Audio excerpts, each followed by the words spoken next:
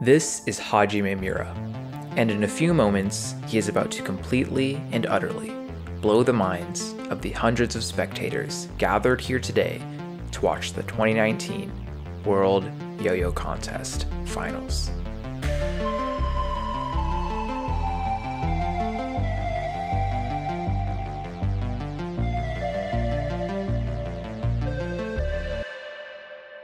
After his performance, the last of the night, the results come in.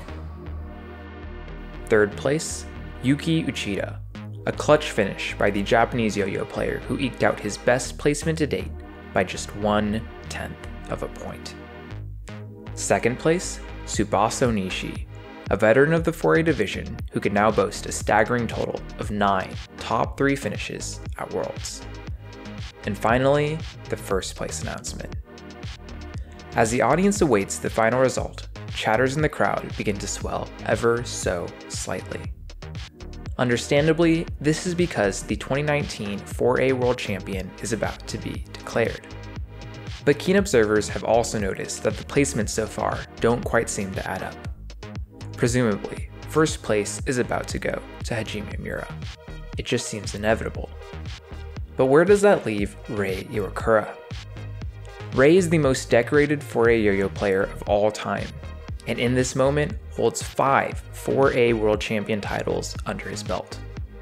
This year, he was no slouch, and while his performances may not have been as electrifying as Hajime, his yo-yo mastery is still extremely polished and highly technical. It would be quite unfortunate if he had somehow slipped down to the 4th place position.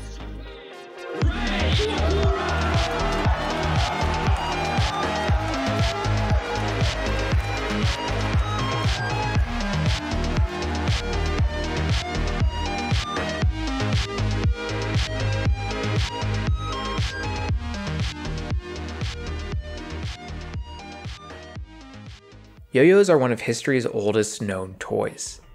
Dating as far back as ancient Greece, intermittent records of individuals playing with a disc attached to a string have cropped up throughout the history of humanity.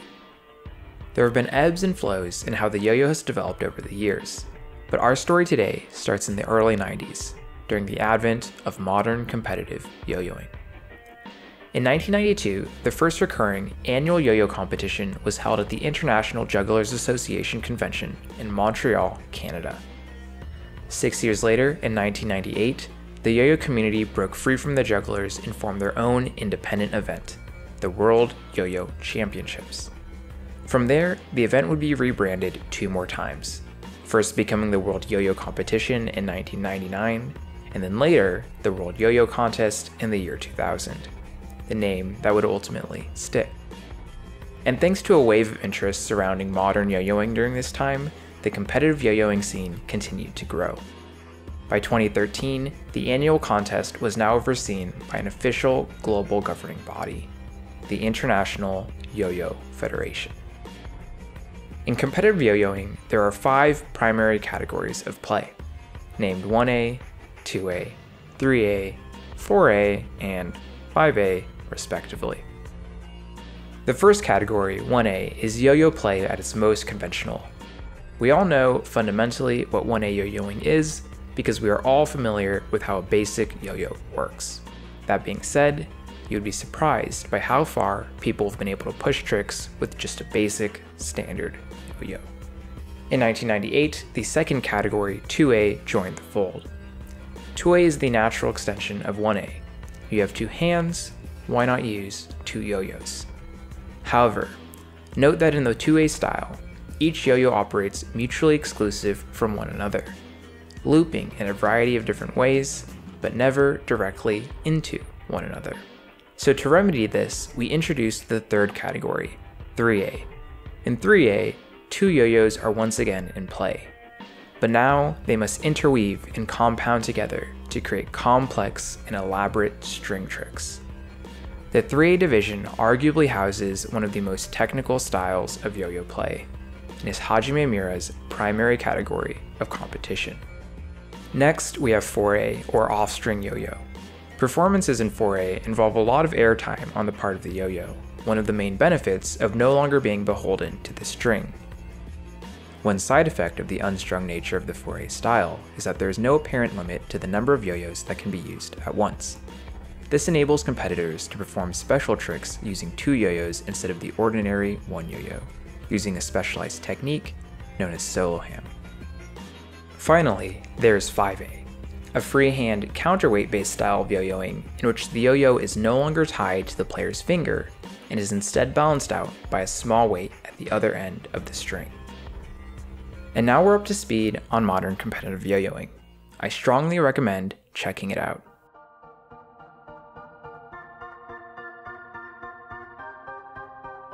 Hajime Miura is God's smile shining onto the world of yo-yo. Born in 2003, Hajime began to play yo-yo when he was just 7 years old after attending a local yo-yo event. A year later, he had picked up the 3A yo-yoing style, which he used to win his first notable competition, the 2012 West Japan Yo-Yo Contest. Only 2 short years later, in 2014, Hajime Miura completed an incredibly prestigious Grand Slam tournament run, winning a national, multinational, and world yo-yo competition all in 1 year. And he did this at the impressive age of only 10 years old. Hajime's World Yo-Yo Contest victory in 2014 ended the 3-year-long winning streak of the defending world champion, Hank Freeman, who, up until earlier that year, had been an obvious shoo-in for first place. During his 3-year reign, Hank's 3A performances had towered in quality compared to his competitors, resulting in an average margin of victory of almost 10 points over each past year's second-place player. But in 2014, Hajime gave Hank a taste of his own medicine, coming out of the blue to beat the once unstoppable 3A three-peat holder by a handsome 9.9 points. And of course, 2014 was just the beginning.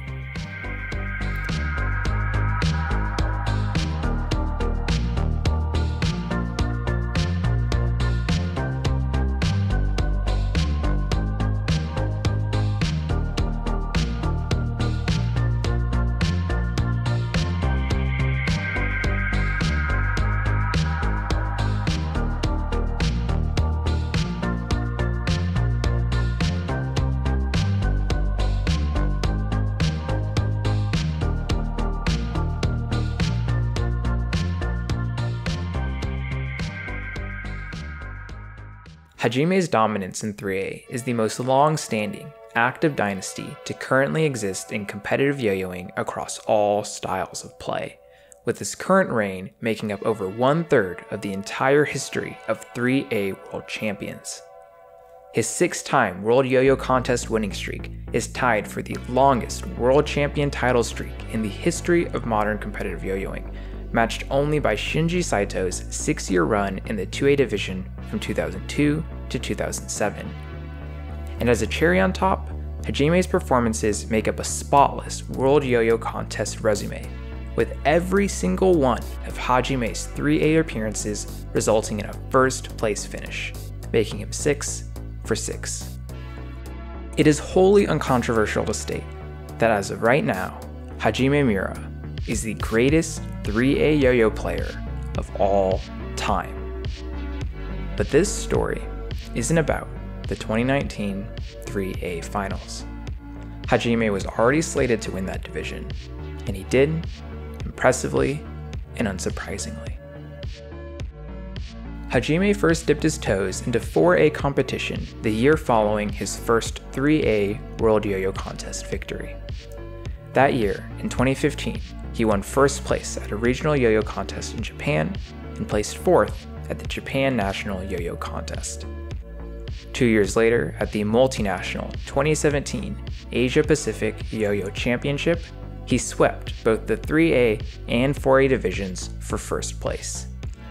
But it wasn't until the 2018 World Yo-Yo Contest that Hajime would first bring his 4A talents to the big stage.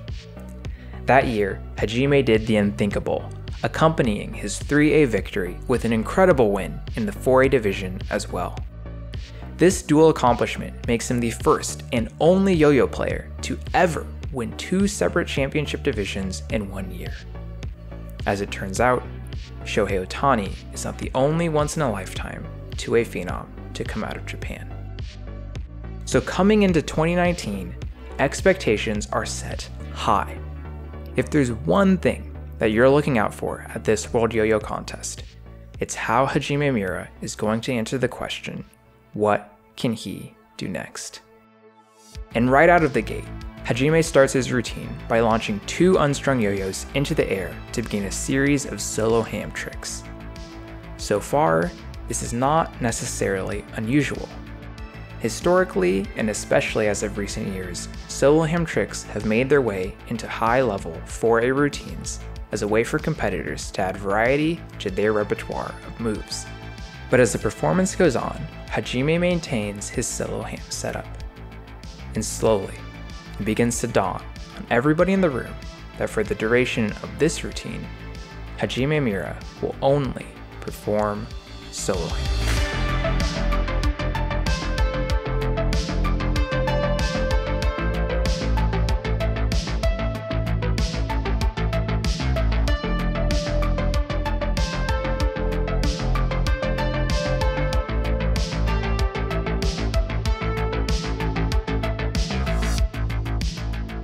If you're not familiar with the yo-yo scene, and odds are that you're not, it's hard to overstate how baffling this decision is. While not technically the first of its kind, watching a routine like this is kind of akin to sitting down to watch an NBA game, only to witness one of the teams accurately and exclusively shoot threes for the entire match. But after his performance ends, you have an idea of what happens next.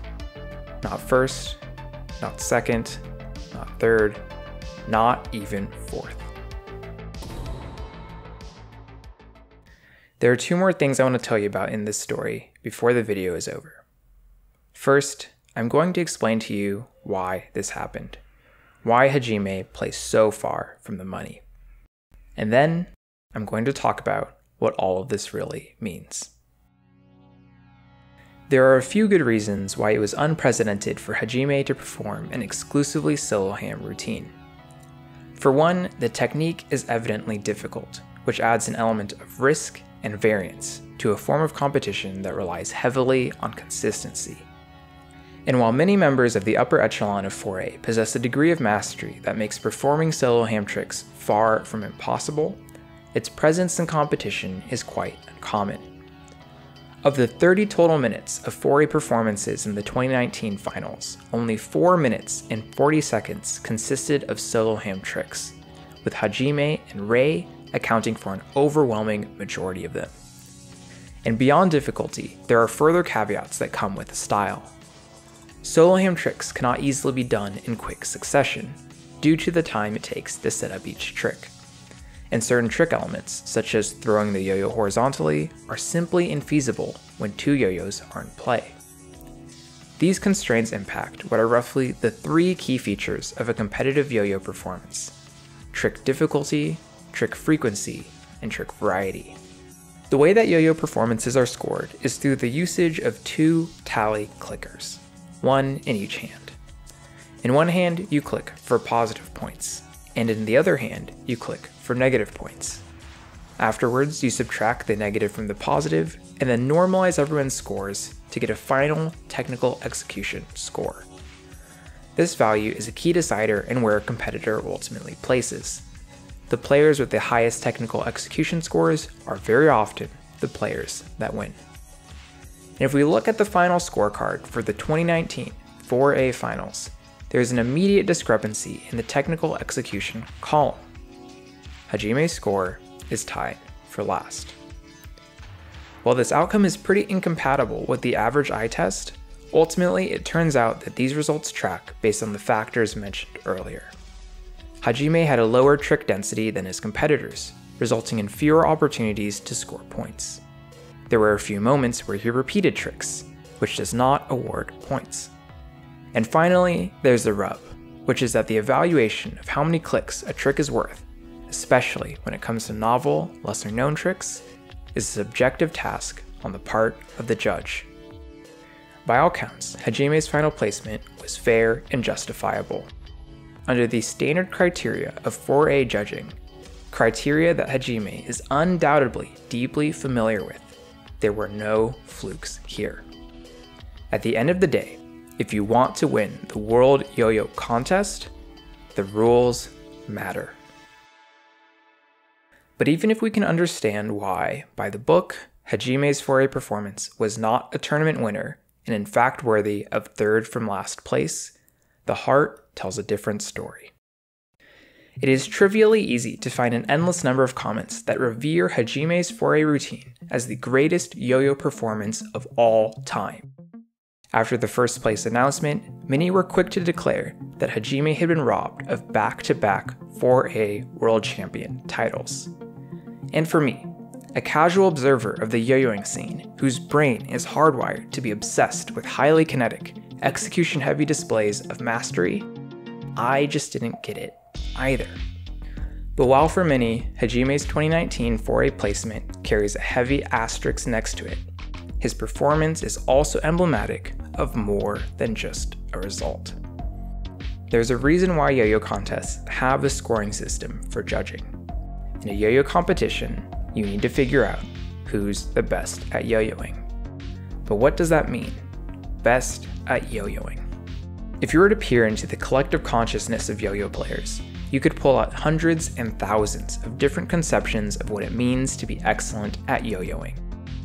Some players' ideas might be well-structured and precise, made up of a clear set of attributes, while other players' ideas might be fuzzy and abstract, based on gut feelings where you know it when you see it. And if you were to take all of these ideas and superimpose them onto one another, you would end up with an amorphous Joe Baseball-like blob, or what I will be calling cool shit. The infinitely dimensional Venn diagram of yo-yo beliefs and values, hot in the center and increasingly disparate as you approach the edges. Truly defining cool shit is simply not possible due to its ever-changing, complex, and nuanced nature. But when you're hosting an event where you're trying to determine who can do the coolest shit, you have to come up with something, in fairness to those competing and those who oversee that competition. So, in order to address this problem practically, we create sets of rules that try their best to approximate a reasonable definition of something that is ultimately undefinable. If cool shit is a real-life orange sitting on a coffee table, then the rules are the artistic renderings we create in order to try and capture its image. None of them will be perfect. Some of them will be distinct, and all of them will embed and prioritize different values. This applies to almost every hobby and activity. While organizations do hold skateboarding competitions, for example, skateboarding culture is extremely privy to the fact that cool shit in skateboarding is deeply rules resistant, and that an Olympic scoring system will never truly respect the creativity of someone like Go Miyagi or the sheer insanity of someone like Jaws. And even in traditional sports, where the basic parts of a game can be simply defined on paper, like how basketball is a game with 2 raised baskets on each end of a court, with 2 teams who take turns trying to shoot a ball into said baskets, the actual implementation of that game is an approximation that is open to interpretation. The NBA does not have a shot clock that forces action every 24 seconds because shot clocks are intrinsic to the essence of basketball. The NBA has a shot clock because it's their best attempt at a way to express that the league's organizers, its fans, and its pros all value a fast pace in the game of basketball. None of this is to say that rules are inherently good or bad, that the system is broken, or that it needs to be changed. But sometimes we forget that rules are merely a tool, a reflection of cool shit, and not the other way around. So when somebody does something that is undeniably essential, but the rules fail to see that, we are reminded that cool shit fundamentally comes from the soul. We are reminded that when it comes to doing cool shit, the rules don't matter.